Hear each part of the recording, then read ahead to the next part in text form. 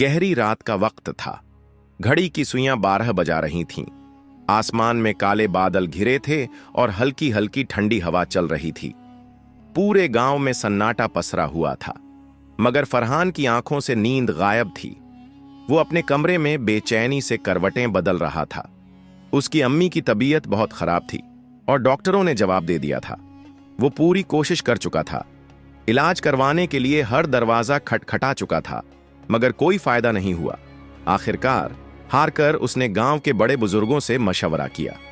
एक बुजुर्ग ने कहा, बेटा, अल्लाह पर भरोसा रखो, तवक्कुल करो। अगर हर रास्ता बंद हो जाए तो दुआ का दरवाजा खुला रहता है। लेकिन फरहान के दिल में एक अजीब सी बेचैनी थी। उसे बचपन से एक पुरानी कहानी याद थी। गांव के बाहर घने जंगल में एक रहस्यमयी दरगाह थी। लोग कहते थे कि वहां पर किसी जिन्न की हुकूमत थी। अगर कोई वहां जाकर मन्नत मांगता तो उसकी हर मुराद पूरी हो जाती, लेकिन बदले में उसे अपनी सबसे अजीज चीज कुर्बान करनी पड़ती। फरहान ने ठान लिया कि वो अपनी अम्मी की जान बचाने के लिए किसी भी हद तक जाएगा। वो आधी रात को चुपचाप घर से निकला और जंगल की तरफ बढ़ने लगा। रास्ता सुनसान और डरावना था। दूर कहीं उल्लू की आवाज आ रही थी और कभी कभी जंगली जानवरों की गुर्राहट गूंज उठती। जब वो दरगाह के पास पहुंचा तो वहां का माहौल अजीब था। चारों तरफ काली धुंध थी और हवा में एक अजीब सी ठंडक थी। जैसे ही उसने कदम आगे बढ़ाया, उसे लगा कि कोई उसकी परछाई के साथ साथ चल रहा है। उसका दिल तेजी से धड़कने लगा, लेकिन उसने हिम्मत नहीं हारी। वो दरगाह के अंदर पहुंचा। वहां एक पुराना टूटा फूटा मजार था। जैसे ही उसने हाथ उठाकर मन्नत मांगने की कोशिश की, अचानक हवा तेज हो गई और एक भारी आवाज गूंजी, तू यहां क्यों आया है? फरहान घबरा गया। उसने इधर उधर देखा, लेकिन कोई नहीं था। अचानक सामने एक लंबा चौड़ा साया प्रकट हुआ। उसकी लाल जलती हुई आंखें अंधेरे में चमक रही थीं। वो कोई और नहीं बल्कि उसी दरगाह का जिन्न था।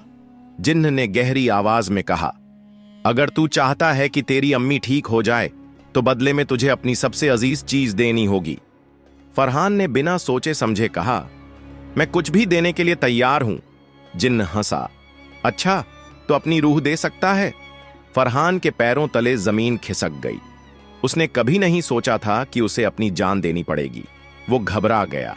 उसे बुजुर्ग का कहा हुआ जुमला याद आया, अगर हर रास्ता बंद हो जाए तो दुआ का दरवाजा खुला रहता है। उसे एहसास हुआ कि वो गलत रास्ते पर आ गया था।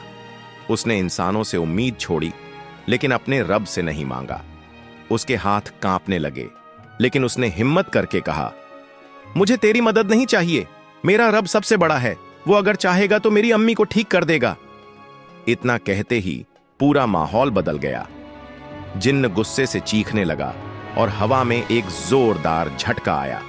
फरहान को ऐसा लगा जैसे जमीन उसके नीचे से हिल गई हो। वो डर से कांपने लगा, लेकिन उसने अपनी आंखें बंद कर लीं और सच्चे दिल से अल्लाह से दुआ मांगने लगा। अचानक एक तेज रोशनी चमकी और जिन्न की चीखों के साथ ही सब कुछ शांत हो गया। फरहान ने आंखें खोली तो देखा कि दरगाह गायब हो चुकी थी और वो जंगल के रास्ते पर खड़ा था। सुबह जब वो घर पहुंचा तो उसने देखा कि उसकी अम्मी उठकर बैठी थीं। उनके चेहरे पर ताजगी थी और उनकी तबीयत पूरी तरह से ठीक लग रही थी। अम्मी ने कहा, बेटा, रात को मैंने एक अजीब सपना देखा। एक नूरानी शख्स मेरे पास आया और बोला कि तुम्हारा बेटा अल्लाह पर सच्चा भरोसा लेकर लौटा है, इसलिए अल्लाह ने तुम्हें शिफा दी। फरहान की आंखों में आंसू आ गए। उसे एहसास हुआ कि असली ताकत किसी जिन्न, किसी इंसान या किसी मजार में नहीं, बल्कि अल्लाह में है। अगर इंसान सच्चे दिल से तवक्कुल करे तो वो किसी का मोहताज नहीं होता। फरहान की इस दास्तान से हमें यह सीख मिलती है कि जब भी हम किसी मुश्किल में हों तो हमें किसी और से नहीं बल्कि सिर्फ अल्लाह से मदद मांगनी चाहिए। जिन्न, मज़ारें और दूसरे रास्ते हमें गुमराह कर सकते हैं, लेकिन अगर हम सच्चे दिल से अल्लाह पर भरोसा करें तो वो हमें हर मुसीबत से निकाल सकता है। अल्लाह पर भरोसा ही कामयाबी की कुंजी है।